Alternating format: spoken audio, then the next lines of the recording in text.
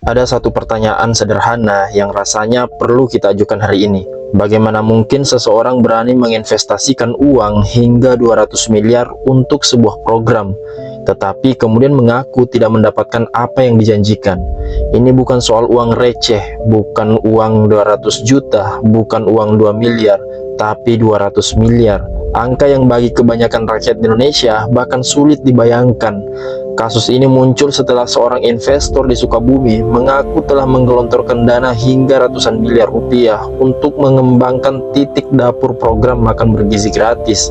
Namun menurut pengakuannya, kondisi di lapangan ternyata tidak sesuai dengan ekspektasi dan janji yang diterimanya. Kalau informasi ini benar, maka pertanyaannya menjadi sangat serius. Apa yang sebenarnya terjadi dalam proses kerjasama ini? Karena dalam dunia bisnis, apalagi yang melibatkan angka ratusan miliar rupiah, biasanya semuanya dilakukan dengan kajian yang matang. Ada proposal, ada perjanjian, ada hitung-hitungan bisnis, dan ada kepastian hukum. Setidaknya begitu yang seharusnya terjadi. Tapi kalau pada akhirnya muncul keluhan dan tudingan bahwa realitas di lapangan berbeda dengan yang dijanjikan, maka publik berhak bertanya. Bukan karena kita anti terhadap program MBG, justru sebaliknya.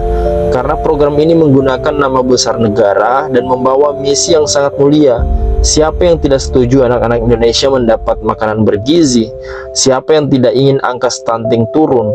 Siapa yang tidak ingin generasi masa depan tumbuh lebih sehat?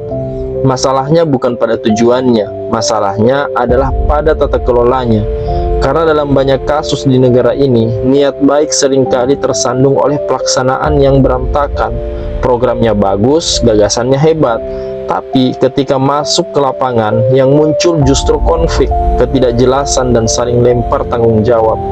Yang paling mengkhawatirkan adalah dampaknya terhadap kepercayaan publik. Bayangkan jika investor yang membawa modal besar saja merasa dirugikan atau merasa tidak mendapatkan kejelasan, lalu bagaimana dengan pengusaha kecil yang ikut terlibat? Bagaimana dengan pemasok bahan makanan? Bagaimana dengan masyarakat yang berharap program ini berjalan lancar?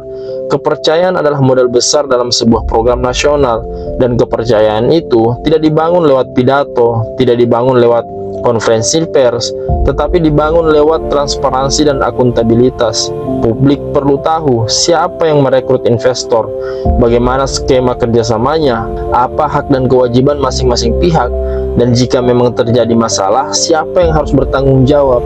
Pertanyaan-pertanyaan ini penting dijawab agar tidak muncul spekulasi liar di masyarakat.